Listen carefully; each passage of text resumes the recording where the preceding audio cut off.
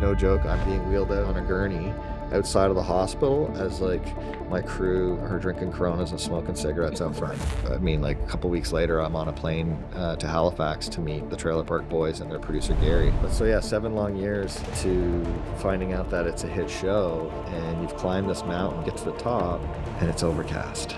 And you look around and you're like, is this it? I went to Toronto to pitch the show early days, and all I had was a 5-minute proof of concept, and a junior development person said, no, this is going to cannibalize Letterkenny's audience. Welcome to episode 1 of Launch Stories, a podcast about 0 to 1 builders, creators, and entrepreneurs.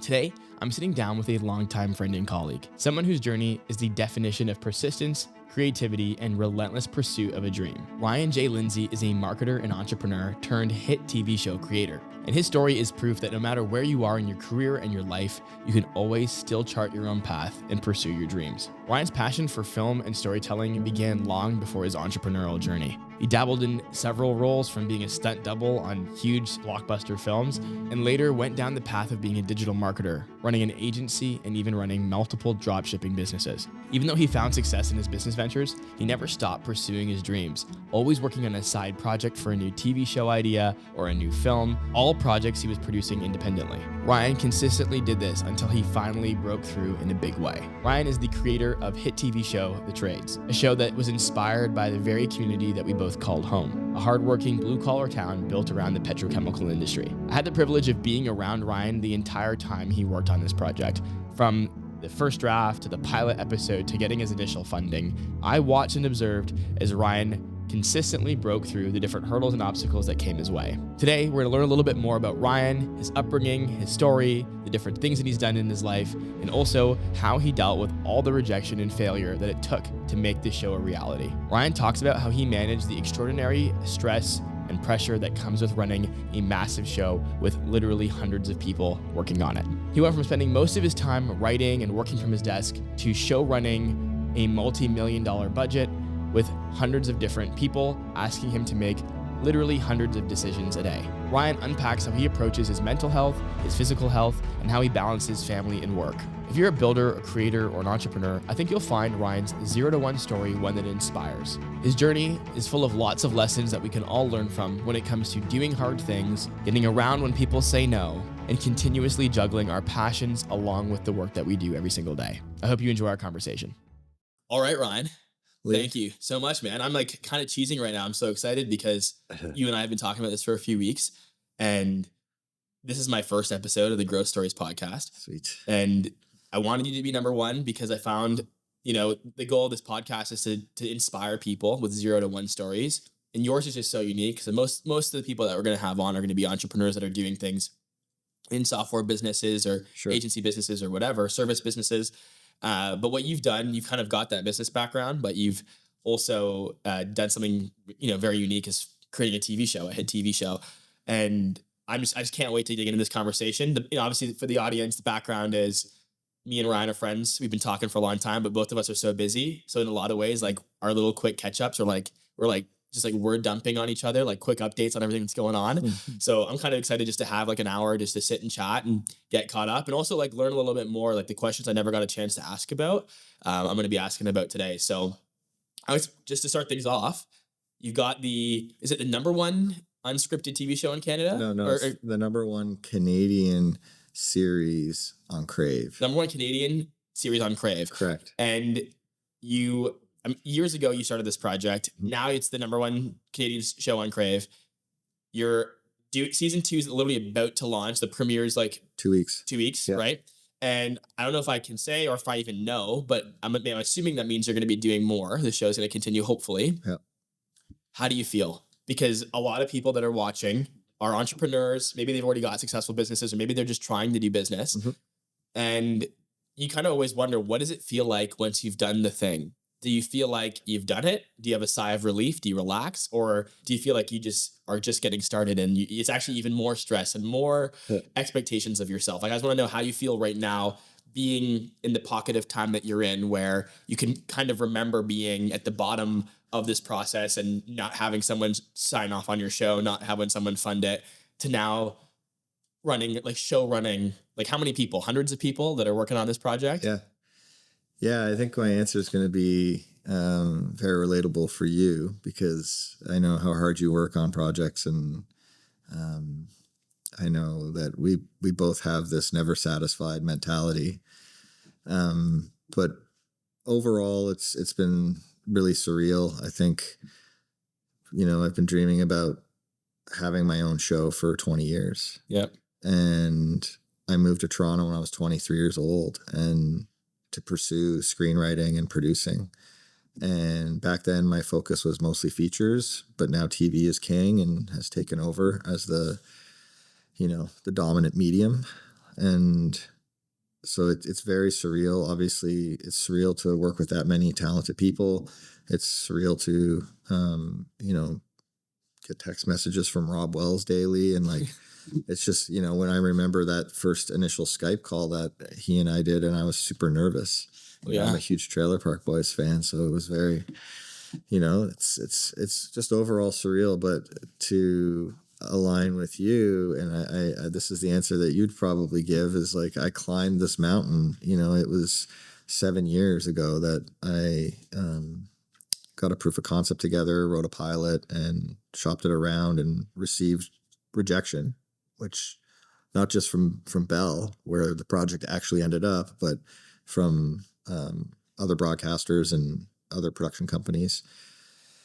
But so yeah, 7 long years to finding out that it's a hit show, and you've climbed this mountain this entire time, and you get to the top, and it's overcast, and you look around, and you're like, "Is this it? This is it?" So did it meet the expectations, or is it just different? I don't think there I don't think there is expectations. I think I just did it. I just wanted to do it, and knew that I could do it. I knew that this project had the legs and viability. I knew that there was an audience segment that this would hit home with. But I think getting to the top of the mountain made me realize that I'm all about the journey. So I'm looking at this mountain range over here, and I'm like, I want to climb that one and that one and that one, be it other projects in TV and film or something else. But, always keeping it in the back of my brain that the trades is what hit first, and should be nurtured and continuously be a focus. But yeah, that's, I think it's been just all about the climb, all about the push. You're not done is what you're saying. And I think a lot of entrepreneurs, I think that if you're successful, it's because you are obsessed with the process. I don't think you can just simply be like, I want to get there if the destination looks nice. I want to be famous. I want to be the big show creator. Nope. And then simply get there. You have to find a lot of fulfillment and joy out of the hard grind of getting there. So I guess for you, it's just like, maybe not what drove you was the mountain view at the top, but it was probably interesting to get your mindset there and realize that you really are about building and you're not done. Like it was probably maybe a bit of clairvoyance. Like you knew like, okay, I've done it. Now I know what I'm doing for the rest of my life, maybe like, or I know what I'm doing for the next chapter, where maybe before that it was a little bit more, blurry. Yeah. And it's not about the money or the relationships or the fame or any of that. 'Cause like, I actually don't care about that very much. And I like how you're saying, it's, there's a bit of assessment to the project. And the reason why I knew that this was, it had potential to be a hit show was because of all of the previous work and training and skills I've acquired in other careers and other segments of life allowed me to do product research and market analysis and, just really package the project that I think put the best foot forward to being successful. So do you think you're going to be doing TV for the, like, what does that reveal to you? Is TV and film, like before you were juggling a bunch of things, you had we'll talk about it, like a game company and agency, and you were doing a number of other things, partnerships. But do you find now that you've done the trades that you know your calling? Like you think this is what you're going to be doing for the next little while? It's always since I was, I wrote my first script when I was 16 years old, my first feature film script, and which I actually got my little brother found the file from our old computer and printed it off the PDF and gave it to me for Christmas. And it's a terrible script, But 16 years old, I was like, this is like, like you could tell that I put a lot of effort into it. And then I recalled how many weekends, I stayed in and didn't go out partying or didn't, go play soccer or whatever, like I stayed in and focused on it. But yeah, I think so. I've always been driven to like get something on a screen, whether it be big or small. And, I think even now, like we've got smaller screens, like our phones and stuff, like there's so much opportunity. So yeah, always thinking about what's next, but hyper focused on what's now. Yeah, do both. Yeah. And I think builders build, right? Like I think that's what you are. Just like you just wanted to build towards your goal. It's not about the fame. It's not about any monetary goal. Like you're just gonna keep building. I'm curious, in your childhood, was there any like defining moments where you sort of knew that you were going to do something like this, or even people around you sort of could observe? Because I'm sure your parents probably were curious about your forays doing stuff in whether it's Hollywood or in Toronto or whatever you're doing. Like, what sort of gave them or you the impression that it was worth the commitment? I mean, I don't think they still understand it. They're proud and they see, the results of 20 plus years of working at something and staying hyper focused on it. But they knew, that there was like an artistic interest, and I think it might come from my father. My father was a really talented like illustrator. Never went to school for it. Could have pursued it, but he played hockey instead. And but I mean, he was the type that if we were doing birthday cards or Valentine's Day stuff, we had to draw it. Like it wasn't go out and buy a card. Oh wow! Our card. It was like you had to draw it. And I mean, there's like a whole attachment sentiment beside that, but I think him just being very artistic and encouraging. My parents were very encouraging with art. Whether they bought us like the family a handheld camera early days, and we used to make little videos in our basement. Nice. With the brothers? Yeah, brothers and friends and stuff like that. And or even like step backwards even more. It's like the cassette tapes, making mixtapes and having multiple decks together and being able to like remix and almost DJ in a way, like without knowing it when you're like 12, 13. Yeah. So like just finding creative ways to edit things together, tell a narrative, tell a story, and play. Yeah, like just it's fun. That's basically it. It's all about having fun. And my parents were great. They were very supportive and like the athletics, arts, whatever we wanted to do. They were very like, we're behind you 100%. Like even with Kellen, like he played in a band and left home early. Like I think he left home when he was 18. Oh wow! And my parents bought their tour van like for that band. Unreal. Yeah. So it's like very supportive. Like not just like with words, with actions. For like, sure. Like they're there backing their kids. You just talked about like kind of two, I think, great parenting, and you're obviously a parent now too for a few years, right? So, two kind of amazing parent traits. The first one is you don't need to have a lot of money to give your kids like sort of the early resources they need to develop skills. I heard a podcast recently with Mr. Beast, which you know who Mr. Beast is, obviously. Sure. And he was saying his mom like spent a few $100 on a hard drive or like a little camera. And that little tool was able to compound into what is now like a multi-billion-dollar thing. And so as parents, you don't have to give your kids everything. You just have to give them something. And sometimes actually less is more. The constraints create creativity. So if you just give them a few things, they can kind of make the most of it. And that's developing that like sort of ingenuity. Yeah. Second thing is the support, which I think like anytime I talk to somebody that's done a lot of hard things, their parents had belief in them.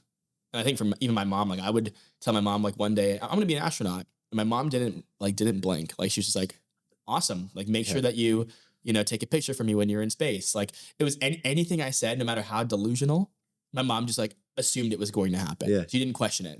She didn't. And in our culture, right?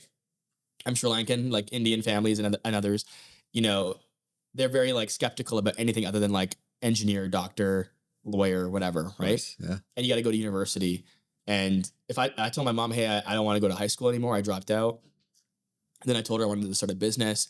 And in all situations, she's like, just, yep, that's fine. Just make sure you're working on it. I know it'll be successful if you're doing it. And it was almost like, not like the overly like, you can do it, like almost like fake.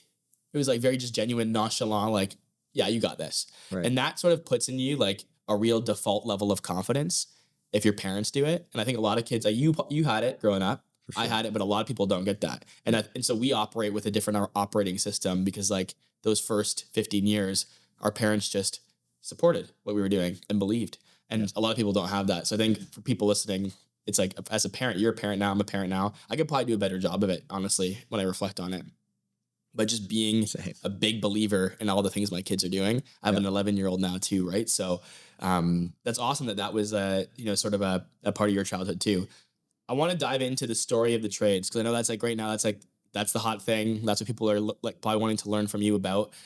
How the heck did you in this small town of Sarnia, Ontario, get your idea inspired by this community? How did you get it to the Trailer Park Boys? How did you get it to one of the biggest broadcasters in the country? Biggest, yeah. The biggest? Yeah. And get it on streaming? Like, explain to me, that seems like everyone has a TV show idea. Everyone and their cousin. Sure. And I'm sure a lot of people have told you they had your TV show idea, but they didn't have the ability to execute it. How did you do it? Like, what is the story? Like, what were those moments? Like, seems like a hard thing to do. Yeah, it's a process like anything where, you start from the ground up. And I think the key to making, if we're just talking about a TV show, you know what, it applies to any business. It's packaging. It's making sure that you've got the right product.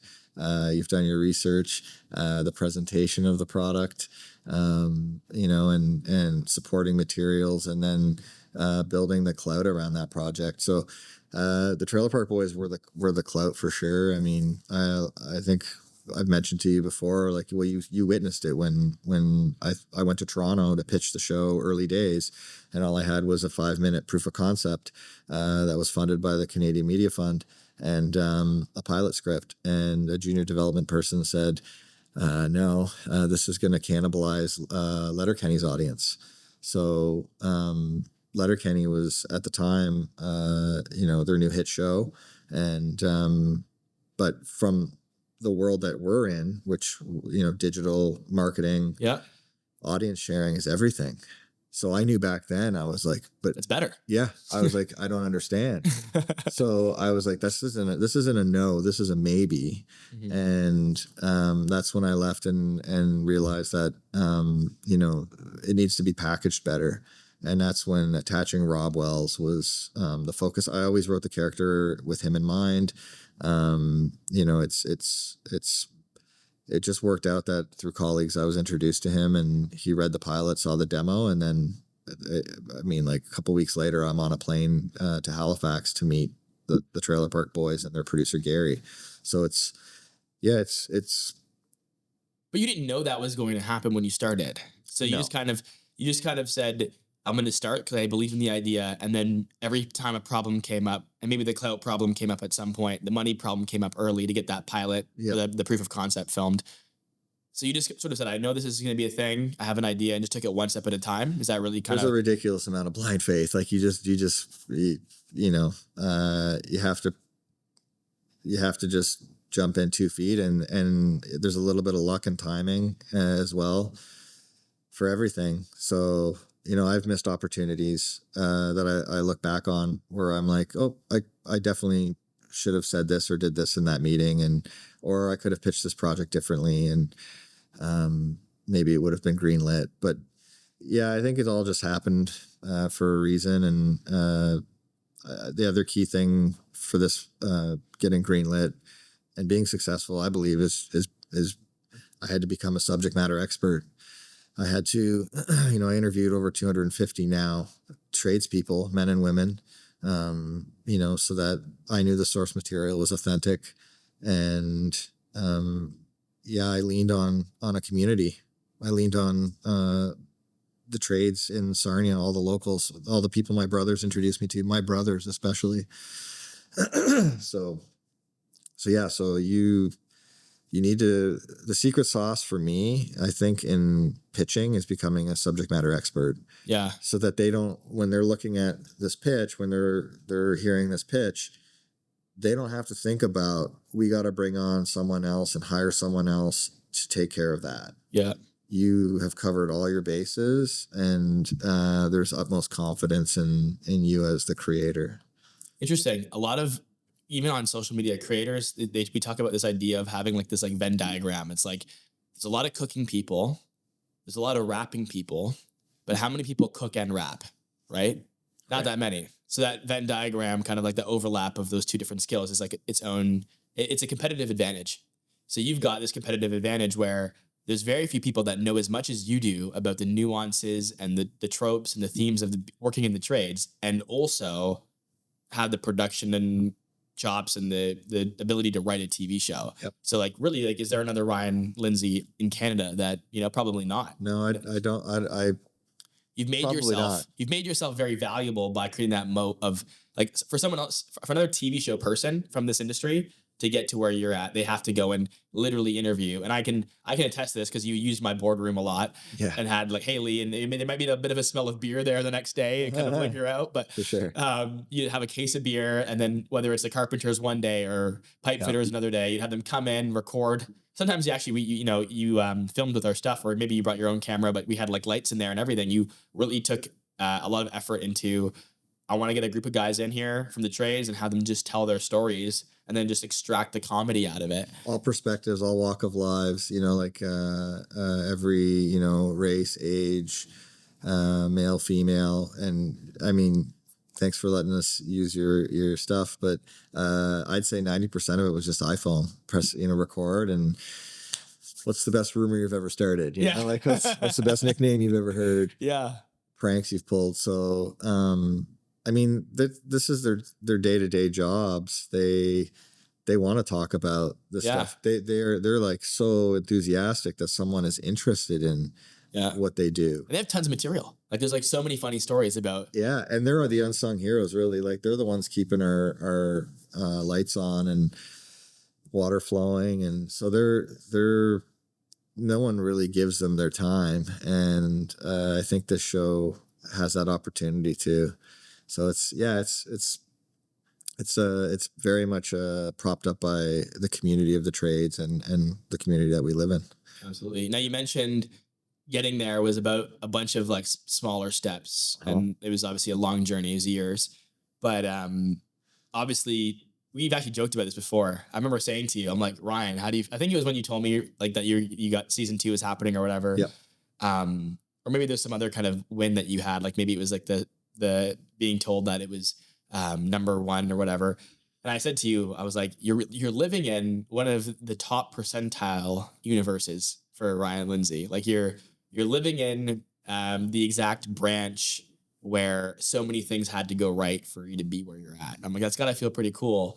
But there's obviously a bunch more, probably significant, an order of magnitude more outcomes where you would have failed, right? I mean, dude, I've chose the right adventure, but I've like fallen in the pit a couple times with spikes, and then flip back a couple pages, like skip that narrative backwards. So I want to hear that. So what was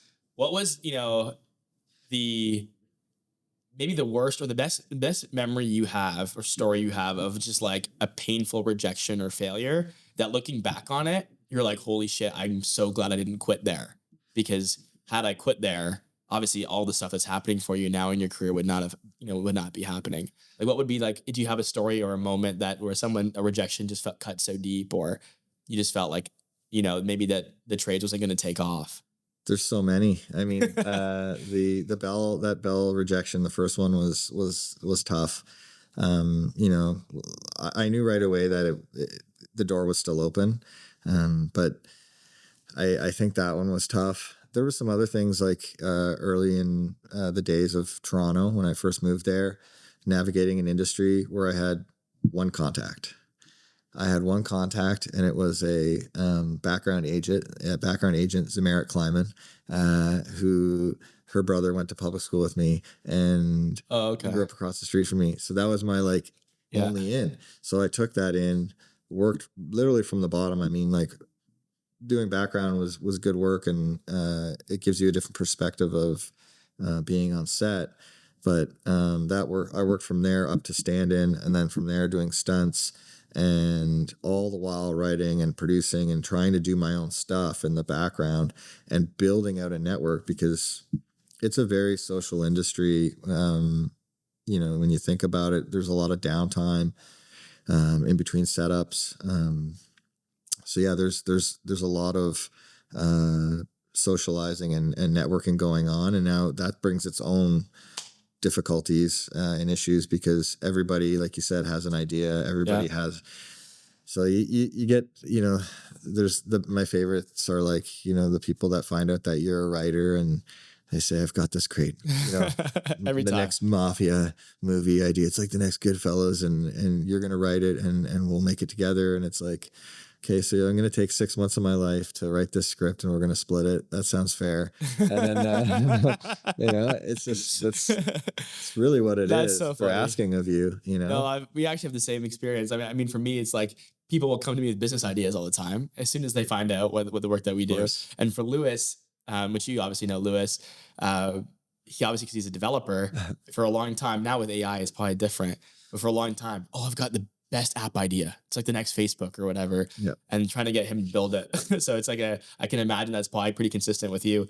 I want to double click on the Bell thing, because it's kind of a funny story. So Bell they were the ones that funded a bunch of ideas, right? They gave you money for the first episode, or was that somebody else that gave you money for the first pilot? No, it was a proof of concept. So that's through the CMF, the Canadian Media Fund. Yeah. The CMF gave you, what was it, like 15 grand or something like that? Something like that, yeah. And you were able to film that one with a ragtag group of people and your buddy from out of town. Sourced performers from the Imperial Theater, which you connected me to. Yeah. Thank you. Yeah. And then actual tradespeople, like my brother's buddies, friends from high school that are in the trades. And I brought in Mark Ferrand and Andrew McMichael and a couple other people from Toronto that have film production experience. Yeah.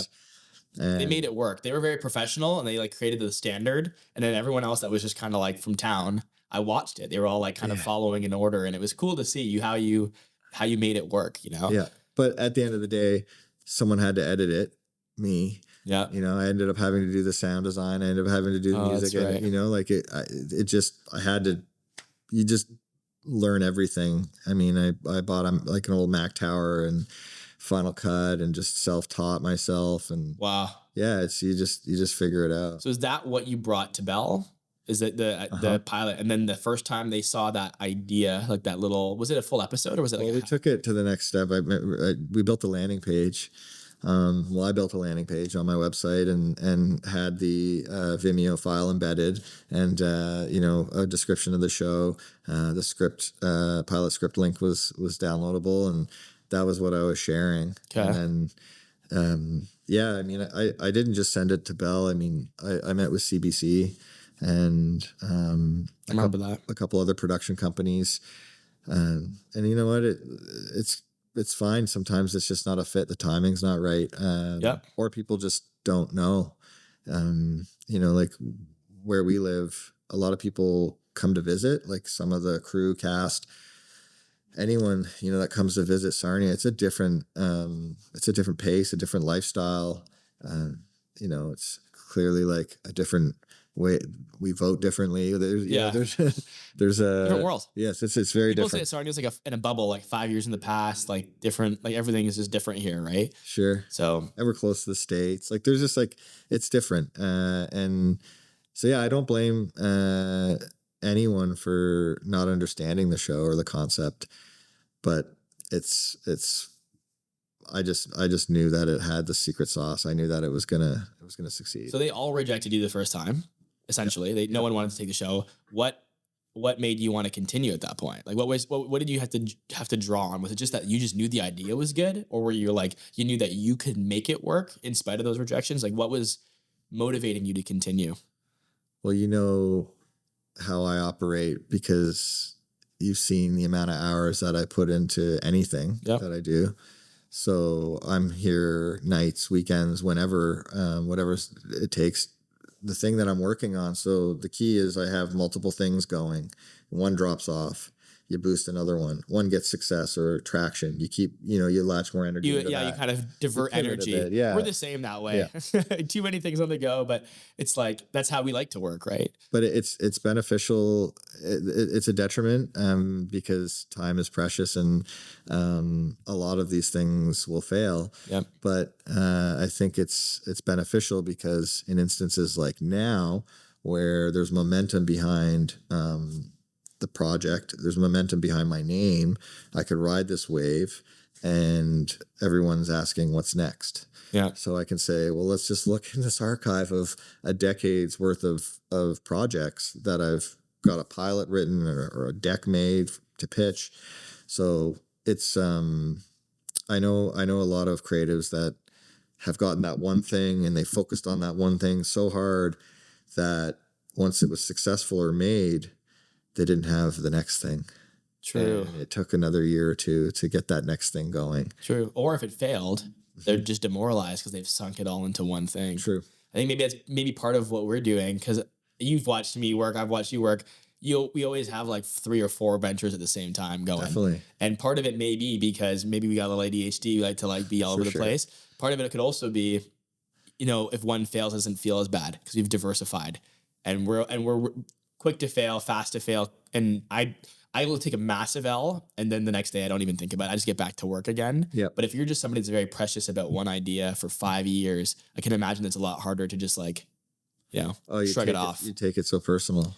And that's you actually mentioned the personal thing about the rejection. Like you said, you didn't take it personally, and and I think that's a lot of people don't feel that way. A couple of times I've had really big rejection, and from whether pitching an investor or something.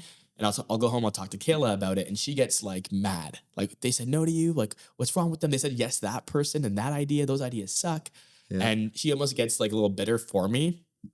And I always tell Kayla, it's like, it's not because of me, it's not because of those things. There's a couple situations where I went, got rejected, and have gone back since. In some instances, it was a couple $100,000 investing into one of my startups.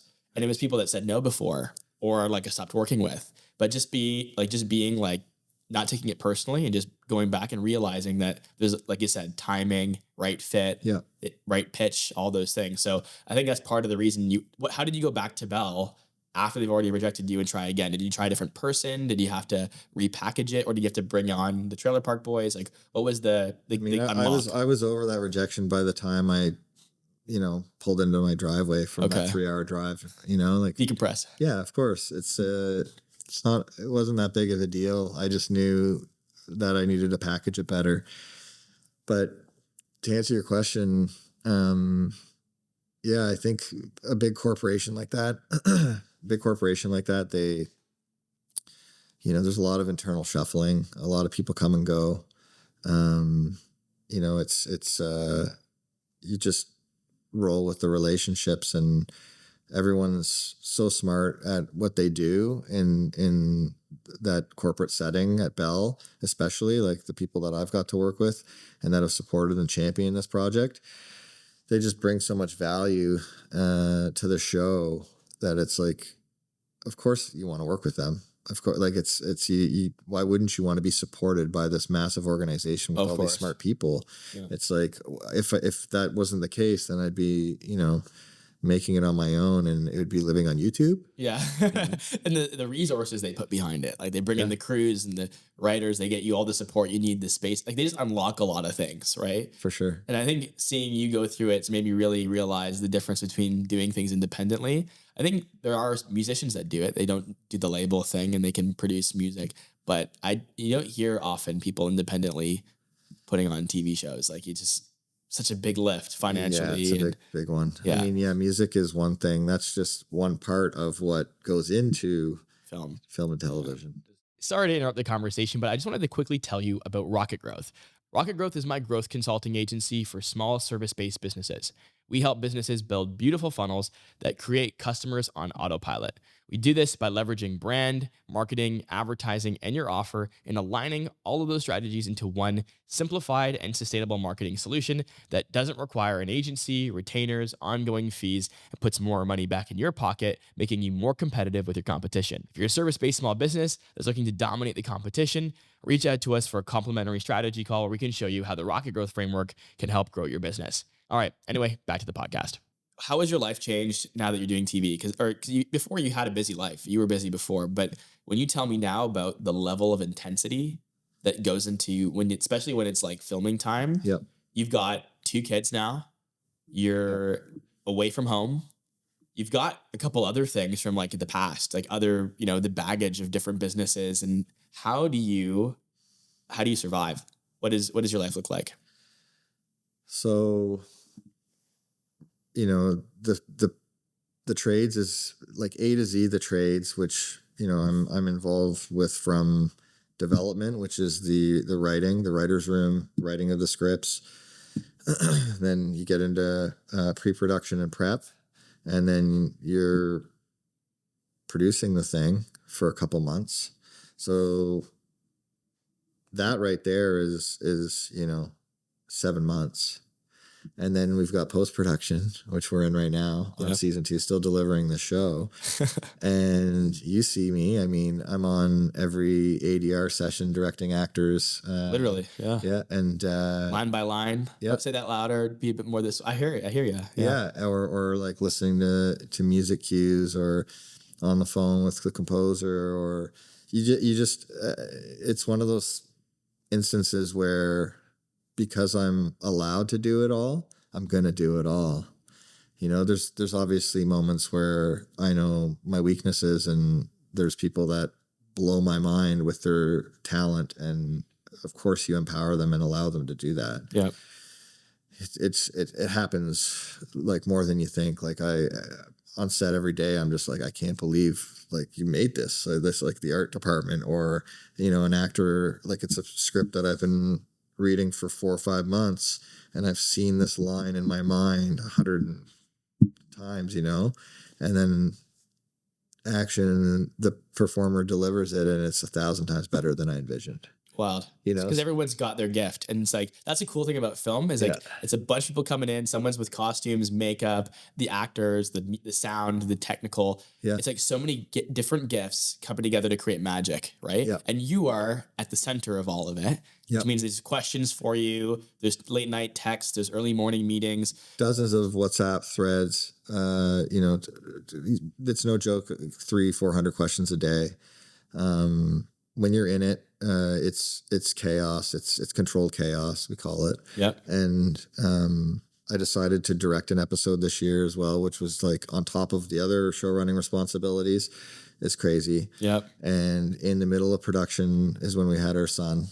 Yeah, true. Right. So he came. Jonathan Walker, our producer, and our first AD, Jason. They attempted to take a week off during the due date, and then he came 2 weeks early. Yeah. So it is what it is, and we made it work. But it's super stressful. It's you're a boss, you're a friend, you have to show leadership, and when everybody, when 60 heads turn to look at you, you have to not hesitate. You have to be a quick thinker. Yep. And that comes with a lot of preparation, which is more time and more stress. But, I can talk about one thing. I don't even think I've told you the story, where at the end of season 1, I ended up on a gurney at the hotel, going to the hospital. Why? Okay. So, I didn't know that. You didn't tell me that. Yeah. Crazy story. So I, like the last week of filming, I was like, I feel like this little like thing here. I don't know what it is. I pull a muscle, like working out at the gym. I don't know. Anyways, what? Chest? Yeah. Which scares me, because, my father had a heart attack. I witnessed it. Yeah. He's good now, but like, I was like beside him as he was going through this intense, scary moment. But what that did was it allowed us to like see a cardiologist. Me and my brothers can go see a cardiologist frequently and all that. But so I knew I have a bicuspid aortic valve from those visits to the cardiologist. Yep. Didn't know that before my father's heart attack. And, so I'm cautious about it. I'm just like, okay, let's talk to the set medic. He gives me a baby aspirin and he's like, if this happens again, we're calling an ambulance. And this is the last week of filming. I'm like, I got to finish this race. We're going to finish this thing. Yeah. And I don't think I'm a stressy guy. Like, I'm pretty calm and chill, high strung. I think I just harbor the stress. That's what I've learned is I'm able to harbor it. So he was like, yeah, we're going to call an ambulance if this happens again. Sure enough, a couple days go by, the last day of filming, it's happening again. And I'm just like, we're going to finish this day. I'm not even going to tell him, and we're going to get this done. And so we finished the day, wrapped, go back to the hotel. Everybody wants to party because it's the last day. We're done. So everybody's at the hotel in Hamilton partying and having a great time. I went right to bed. I didn't stay up for dinner or anything. I just went right to bed. Woke up in the middle of the night, soaked in sweat, chilly. And I was like, God, the same thing was back. And I was like, oh my goodness. Yeah, I was like, I gotta go. So called Andrew McMichael, got an ambulance, and no joke, I'm being wheeled out of on a gurney outside of the hospital as like my crew are drinking Coronas and smoking cigarettes out front. They're all celebrating. The showrunners go to the hospital. Yeah. But you know what's interesting? I've seen that so many times, even in my own career, where like I've got like a big pitch coming up or a big conference I have to go to, and my body starts getting sick, but then it stops. And I don't get to like a critical point, but as soon as the job is done, it just unloads. So like for you, your body was probably fighting to get to that last day. Yeah. And as soon as that your filming's done and your body could really crash. It's like immune system comes down or whatever is stopping it, and then it just happens, right? So it's it was anxiety. Like at the end of the day, it was that's what it was. So now I'm armed with that information, and you take the steps to recognize and acknowledge the stress or stressful instances or moments, tasks, whatever, and you deal with it before it turns into that. And so that's been a whole other journey, and obviously I'm a very curious individual, so like I'm the first one to like be like, all right, I'm gonna get 3 therapists involved. I'm gonna like go this one day, the next, and I'm gonna do my own evaluation of my experience with them. Yeah. And figure out which one I like, and it you make it a whole thing. But no, so there's a real thing called showrunners crash. It's with every high performer. You will crash, and the fun thing is like you go from managing this team and operating at such a high RPM nonstop, and then you go home and you're not the showrunner anymore. You're the production assistant. You're doing the dishes and the laundry and cooking. Yeah. And it's quite nice, actually. It's a reality check, and it's important. Yeah. I actually, embrace it. And, I've got the 2 kids that are my cast, and my wife is the showrunner, and it's, you kind of, you good perspective shift. It is. I think it's important to have that. And also people that I know that are in the industry that don't have that reality check. Yeah. It turns into delusion. It's just grounding. Like I think it's just also good when you're doing those dishes and you're doing the laundry and you're letting somebody else lead for a bit. It actually gives you like decompression time too, to like think, and somebody else is like now in charge. My buddy actually just yesterday, Graham. Yep. He just managed a campaign for a candidate. They won, but he was the campaign manager. So in the same sense, for the last few months, it's been all day, start at 4 a.m, end at 1 a.m, sleep for 3 hours, get back out there. Competitive. It's like in the GTA. It's a race in the GTA. They won by 2,000 votes or 3,000 votes. Which is not a lot. No, it's not a lot. And also it was, he got a couple thousand more than he was supposed to get. And if he didn't, it was going to be like neck and neck. So he's the same thing, like having that kind of post campaign, everyone's celebrating they won, and he's like, I'm going to bed, same idea. But I'm curious. So, you go into season 1 kind of all powered by excitement. Like it's just enthusiasm, it's energy, adrenaline. You do it once, now you know what you're getting into. So season 2, what is the thing that you're doing? Are you focusing on sleep? You're a high intensity guy. I saw your writer's room. You had like these like TV show writers for the first time taking like nootropics and taking like exogenous ketones. So what is your intense protocol for surviving season 2 and the filming? And is it, I mean, I know for sure sleep's obviously a huge part of it, but what else were you doing? Yeah, the basics, like the sleep, hydration, all that stuff. Staying away from the stimulants as much as possible because that interrupts the sleep. Yep. But yeah, I mean, we were with the writer's room, like, I'm calling all these companies on my own and pitching them this creative performance lab, this writer's room where I want to optimize my team. And we had Magic Mind, which was like the matcha bacopa drink. Everyone loved those. We had Keto Brains, the coffee creamer powder mix, which is the MCT. Yeah. And then the exogenous ketones. Those are fun. So we also had what was it, the hydrogen water bottles. Hydrogen water bottles. So they every writer sat down at their station at this boardroom table at your office, and there was like this like optimization kit in front of them. Yeah. And it had like a little like sheet of like, information, and I wasn't forcing anyone to take it, but I was like, if I could have gone bananas, I was close enough to like dragging cold plunges and infrared like sauna. like red light therapy panels into their hotel rooms. Wow. Like I would go that far because the goal is performance and workflow and keeping everybody in the pocket as long as possible. Yeah. And I don't want even like food. Like we got off of the baked goods and bottled water bullshit. Like our industry is so unhealthy. Yeah. It's donuts and coffee. And you had the total opposite of that, right? And I actually owe a bit of this to Guillermo del Toro when I was working on Pacific Rim. After lunch on every film set, including ours still, I have no control over what the crew and the masses wants to eat, but they go around with these candy trays. So you just got done eating a ton of lunch, and then they're handing out hard candy and sweets. Actually? Yeah. Candy? Right when we're going back to work. Adults eating candy. Yeah. I didn't know that was a thing. It's like wild. Good luck. And who can be productive after that? So Del Toro, he would go around with canisters of ginseng.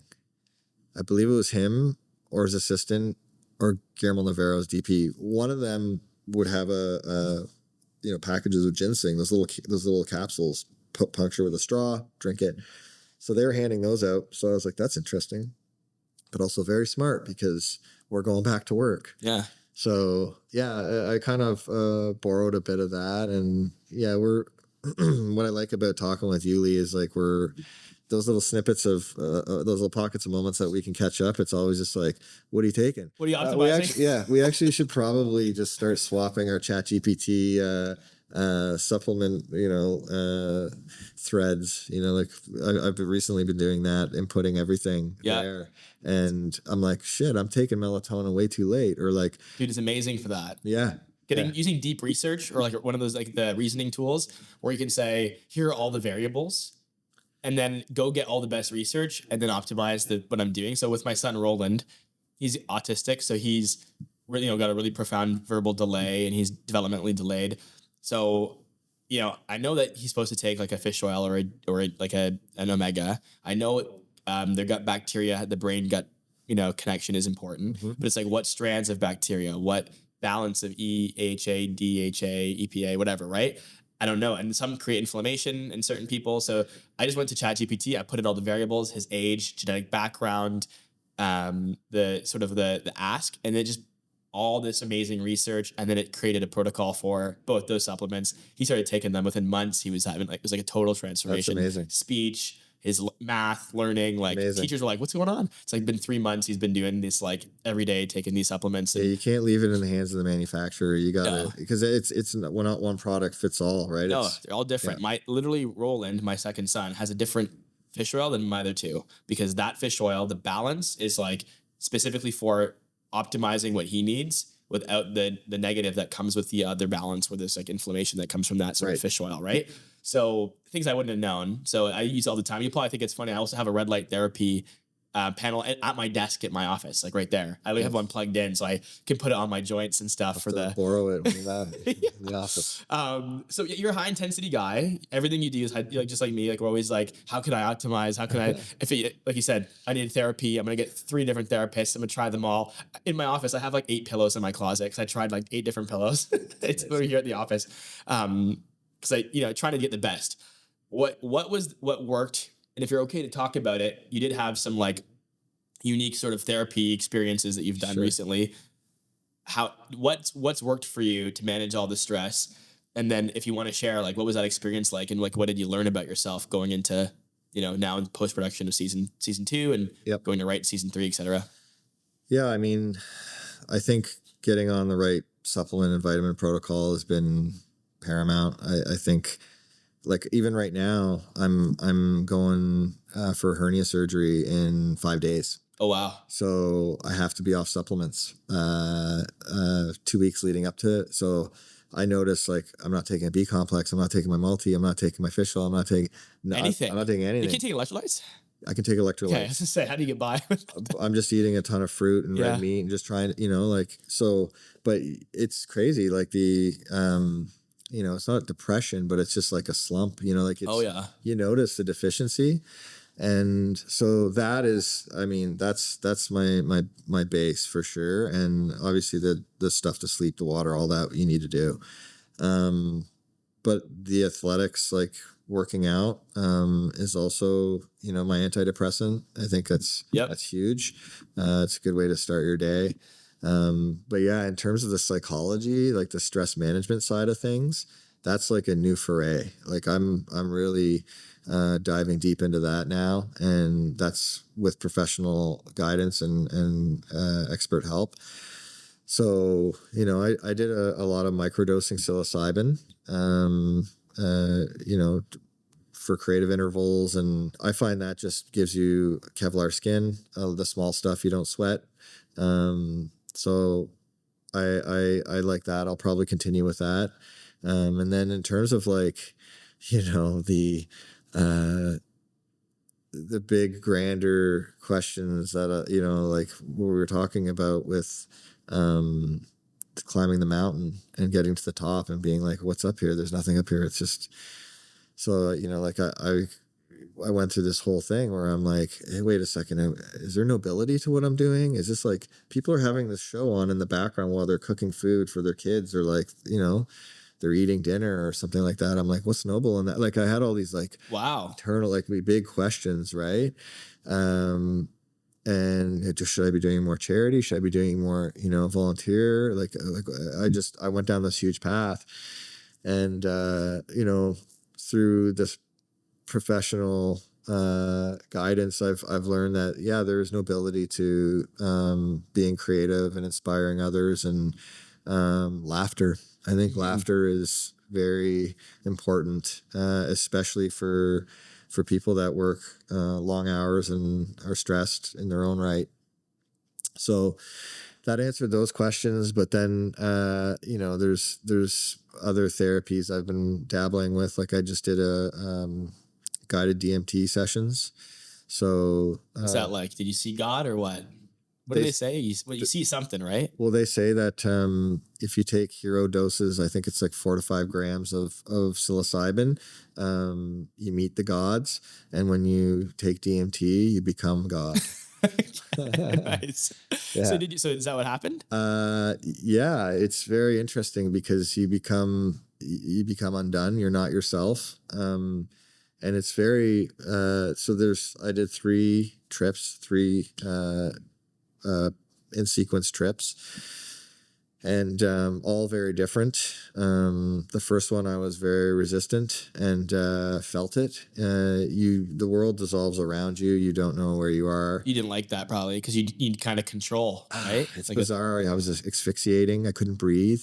Meanwhile, like after the fact, I asked the therapist that's watching me through the session, I was like, was I like choking and stuff and like writhing in pain? And she was just like, no, you were just sitting there calmly with a smile on your face.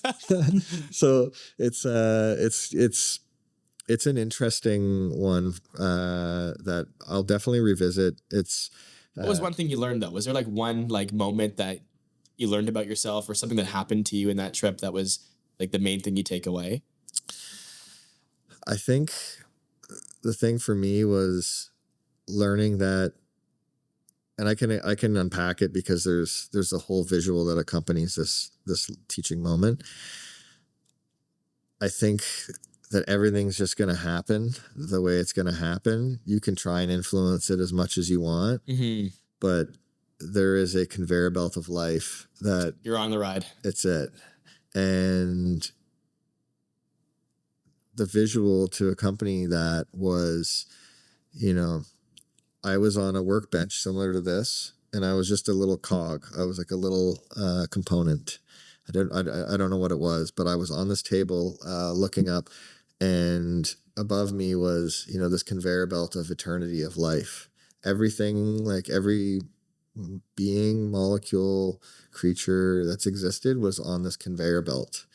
And then this shadowed, like dark figure walked up to the table. He was massive. Tall, skinny shadow guy? That sounds kind of sketchy. Yeah, he wasn't tall, skinny. Okay. It was just a looming shadow, and was able to manipulate that conveyor belt, which was interesting. Okay. And the direction and stuff like that. But what it was telling me was that, like, not verbally, but like I was registering, was that that's only for special people. That's only for special occasions. Like we can't control that. Us on this workbench, we can't control that. We're just part of the flow. And then I noticed that there was other workbenches, which was really bizarre. So you weren't alone. Like it was like I don't know. One of many. I mean, my psychotherapist took 6 pages of notes, so and built out a whole integration plan from that experience. Wild. Yeah, it's really interesting. I recommend it. I'm not a doctor, but I recommend it to people that are looking to hit the reset button.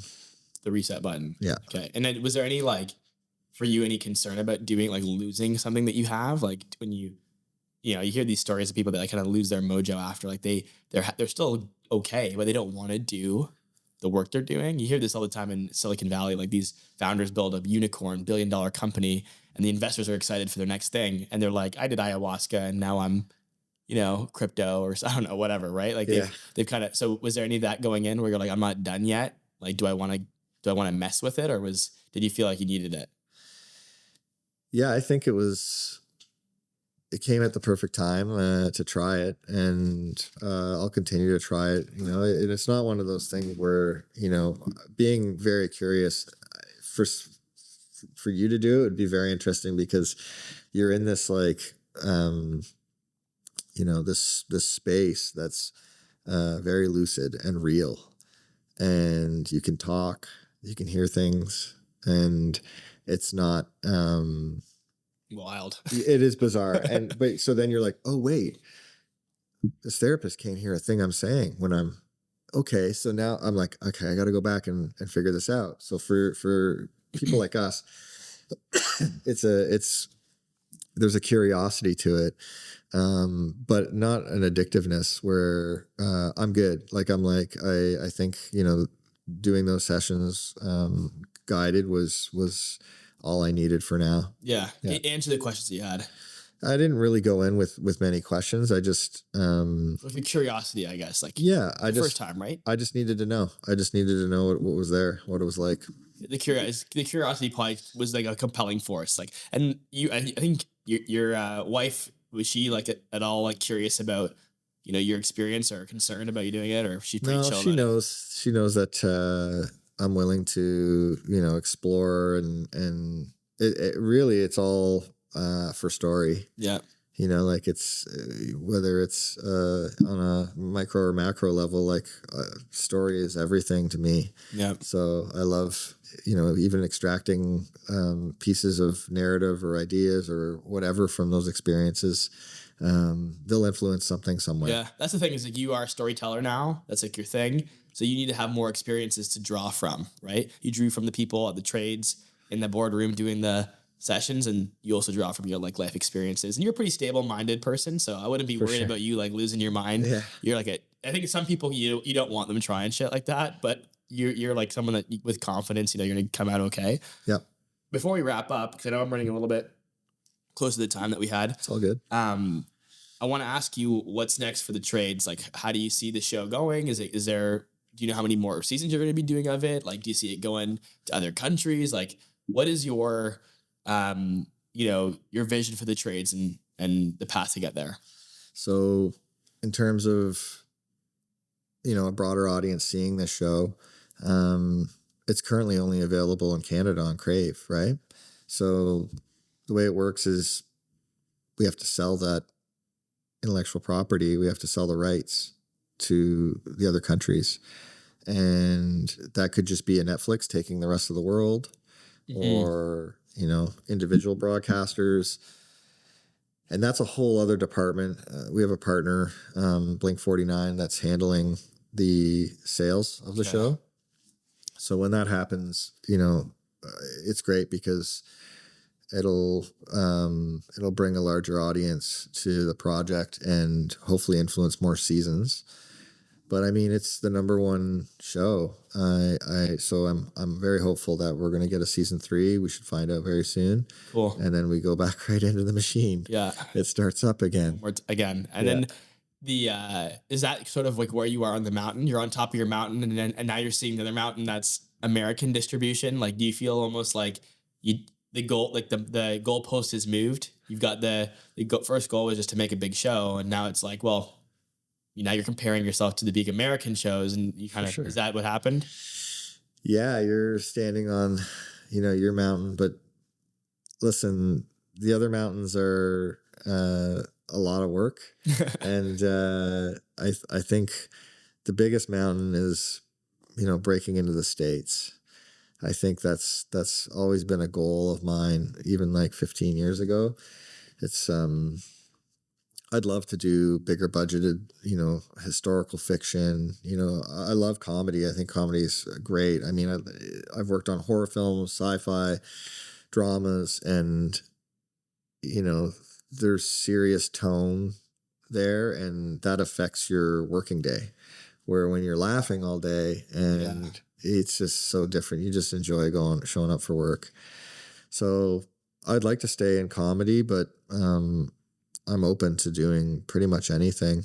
Yeah. And you think Trailer Park Boys was a Canadian show, and it's a huge hit in the States. Massive. You've got the Trailer Park Boys, part of the trades. You've got Ricky. Yeah. Everyone knows Ricky, right? Rob Wells. So do you think, what do you think? You think like an American streamer will pick it up? You think that's in the cards? Yeah. I think it's going to happen. I'm very confident, based off of watching the episodes for season 2 and where they're at. Like, it's a banger of a season. It's so funny. So I'm very proud of season 2. I know you've been saying that the whole time, even from the writing. Like, I remember when the writers would come out of the boardroom and I would hear about like, what they're saying.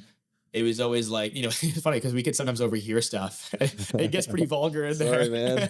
Yeah. It's like, I walk over to one of my staff's desks and they're like, hey, how's your session going? Go ahead. Yeah, I put my headphones on because they were talking a lot about, and I don't know if this is censored stuff, but like, sex or whatever, whatever's going on in the boardroom.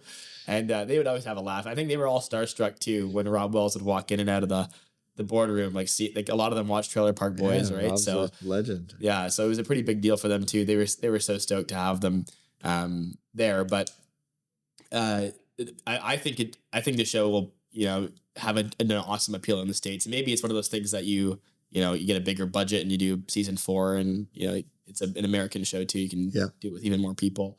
But all of that's really I think insightful for the audience that we're gonna have. Like this is for entrepreneurs and builders, but I don't think that your story is much different.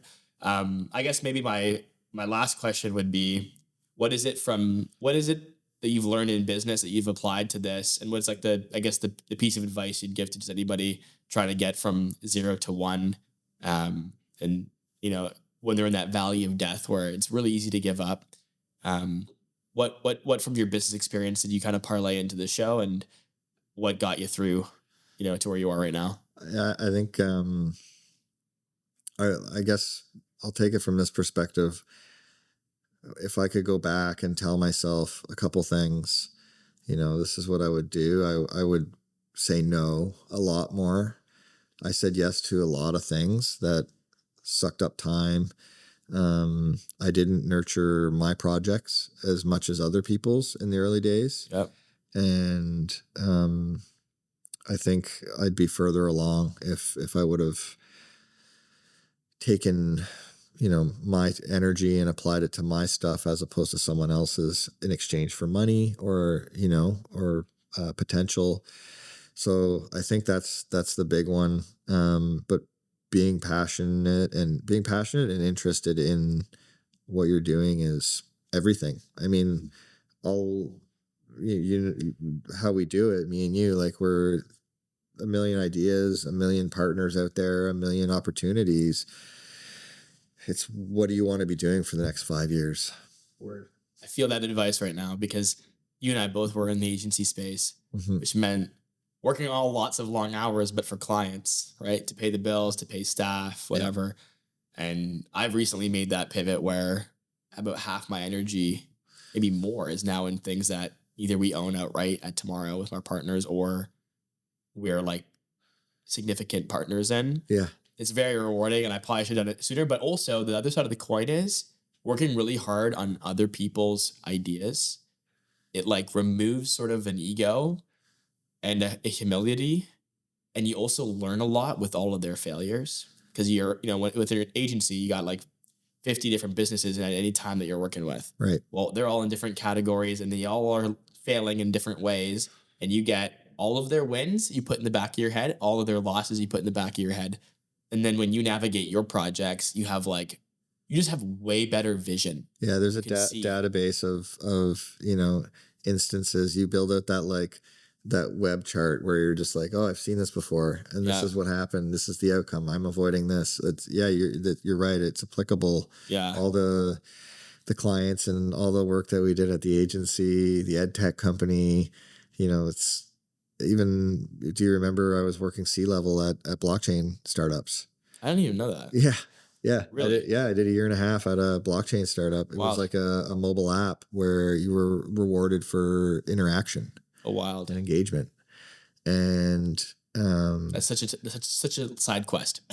Yeah, but it was all the same, but what I got to learn from that was they were onboarding influencers and big social personalities. So I got to see how those negotiations went and what type of demands there were from this new generation of performers, really. Yeah. Right? The whole the creator economy. Yeah. Yeah. So there's different responsibilities and demands, but so I took that and now I'm applying it to another show, like where it's working with like a social personality that's massive caliber. And, I've navigated these waters before. So I think that's all, it's all relevant. Everything you do is relevant, but isn't there like a party that, like you wish you, like when back in the early days when we're doing the agency, you're doing your agency and we're doing our thing. And it's like, man, if one of us just would have became a realtor, and we or if one of us, yeah, I know, we would have been huge. We were building all these other people's brands and businesses and like making millionaires. You know what it is? I've always thought this, like the work that the marketing prowess that we'd have, the branding, the ability to advertise, sell, talk to people, build community. The work that we were doing in our businesses was like 10 times harder than doing real estate, and we would have been huge. But it's a what is it? It is selling out. it's a waste of our talent and potential to be doing that. You know what I mean? So You're I probably always thought right. about it in the back of my head. I was like, no, I'm not just going to do that just because I could succeed. I want to do other things that have higher ceilings. And we're actually working on a startup. We'll talk about it offline. We're working on a disruptor to real estate because it's been in the back of our head this whole time. Sure. But I do actually appreciate that advice you gave. Like, I think for anyone listening, like saying no, I hear that from everyone that's successful. Once they're successful, is like, I should have said no more often. But then a lot of them also say, at the same time are successful today and they said yes a lot. They're all saying I should have said no more.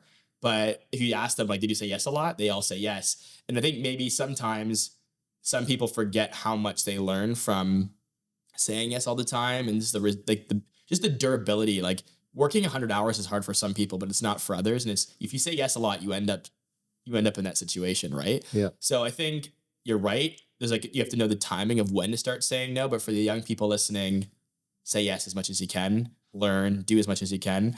But I'll take that advice. Like, I appreciate that advice. And I also really appreciate you as a friend coming on and being my first guest on the Sure. pod and blessing us with your story of like making your dream come true. And I'm just super proud of what you've done.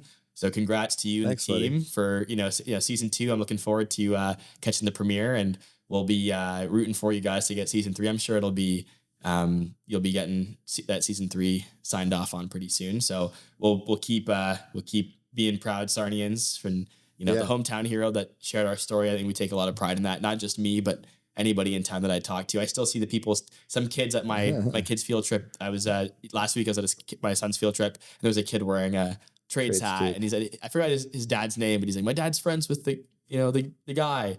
So somebody, and that's really cool, man. So anything else that you want to add before we wrap up, or? No, man. I just I appreciate you guys, obviously, and like our working and casual friendships. Like it's been. I mean, how long have I known you? Like 10 years. I think you started. What was it? Co-working? Was that how we started? You started co-working out of our office. Yeah. So that would have been approaching 10 years. Yeah. 10 years. Yeah. So yeah, and I'm still it's great. I love I wouldn't want to work anywhere else, except home, if that was able to work.